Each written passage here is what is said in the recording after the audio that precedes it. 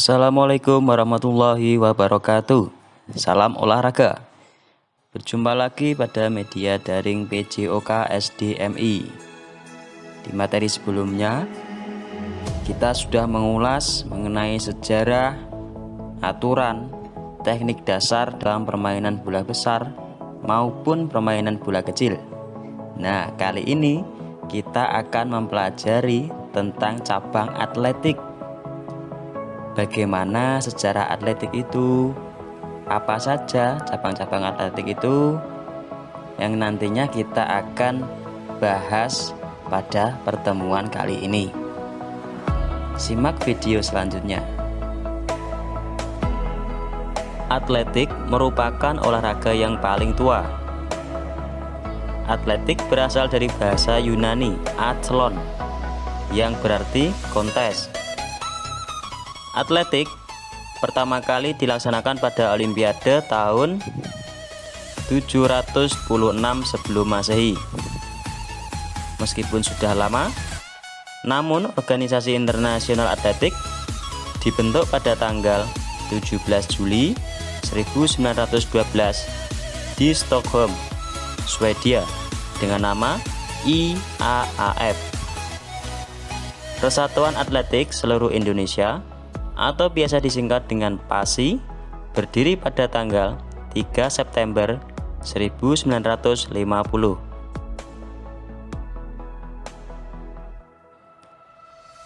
Adapun cabang-cabang atletik yang diperlombakan antara lain jalan cepat, lari, lompat, lempar.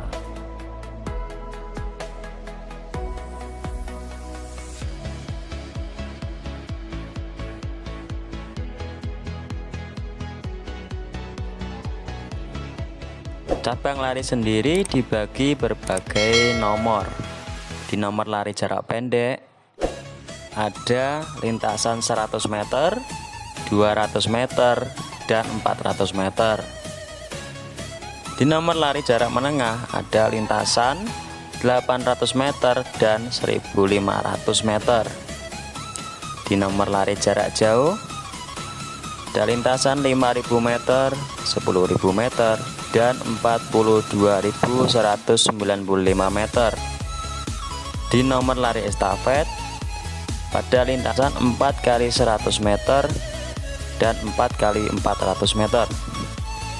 Di nomor lari gawang pada lintasan 110 meter dan 400 meter. Di cabang lompat pun dibagi ke berbagai nomor. Ada nomor lompat jauh, lompat tinggi, dan lompat gala.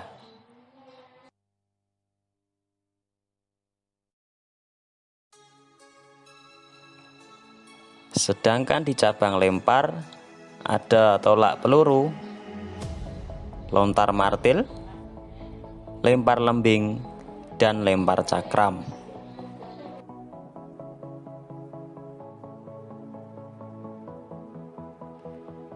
Tolak peluru merupakan salah satu cabang olahraga lempar dalam atletik yang dilakukan dengan cara menolak atau mendorong peluru atau bola yang terbuat dari logam sejauh mungkin dari titik lempar menuju titik pendaratan menggunakan teknik tertentu.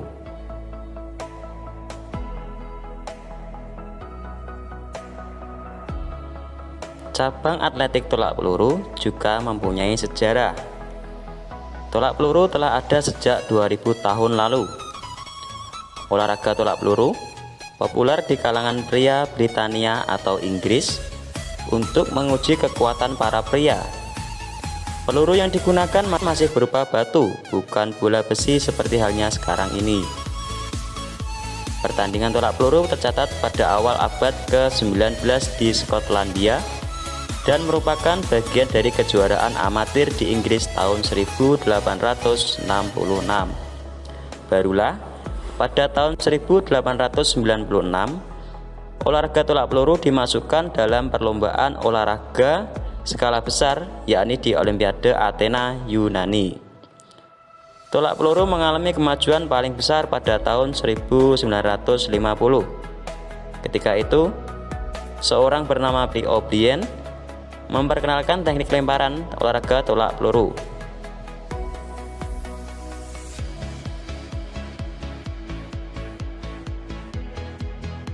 Sarana dan prasarana tolak peluru. Seperti terlihat pada gambar, lapangan tolak peluru berdiameter 2,135 meter dengan garis berpanjangan diameter pada masing-masing sisi 0,75 meter. Sudut daerah tolakan sebesar 90 derajat. Peralatan tolak peluru lainnya yang digunakan dalam perlombaan antara lain roll meter, bendera kecil, kapur atau tali rafia sebagai pembatas daerah arah tolakan, peluru. Nah, untuk masing-masing peluru berbeda sesuai dengan kategori perlombaan. Untuk senior putra, berat peluru yaitu 7,257 kg. Senior putri 4 kg. Untuk junior putra 5 kg dan untuk junior putri 3 kg.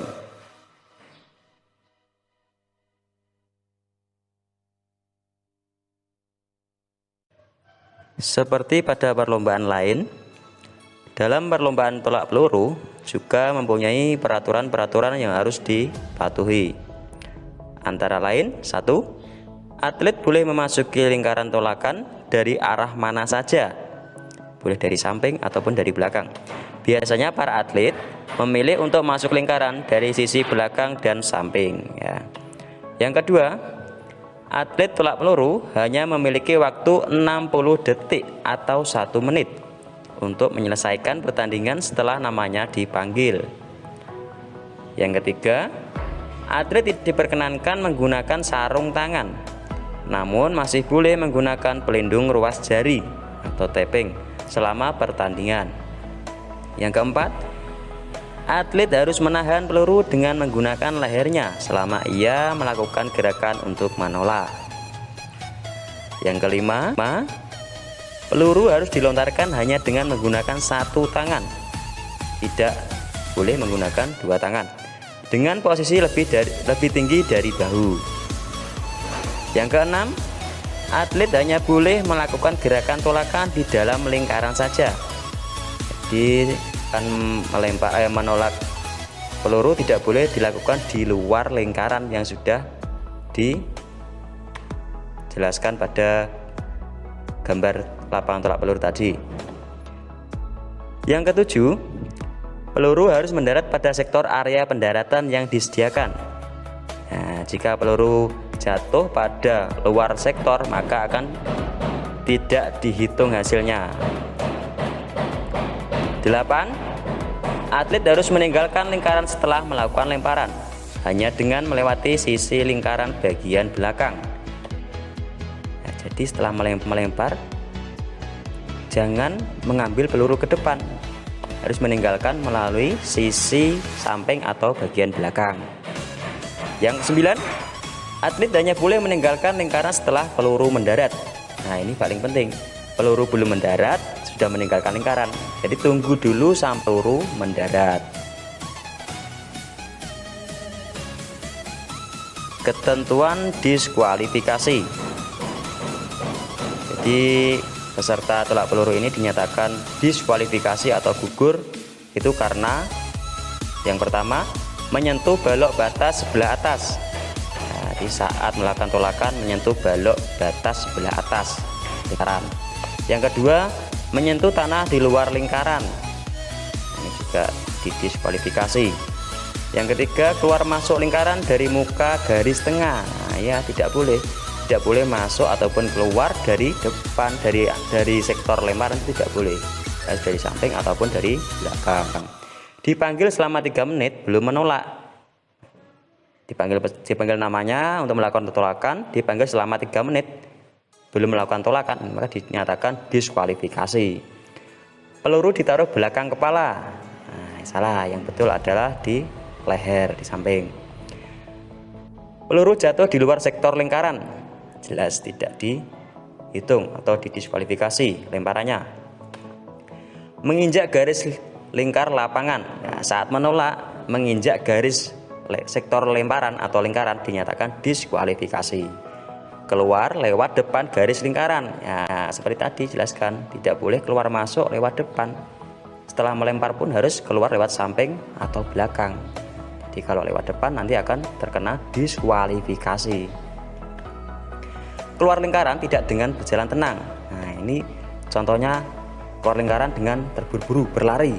Nah, tidak diperbolehkan, harus tenang berjalan sampai ke tempat pertama tadi. Yang terakhir, peserta gagal melempar sudah 3 kali lemparan. Nah, nanti dikasih kesempatan 3 kali, semuanya gagal, maka akan didiskualifikasi.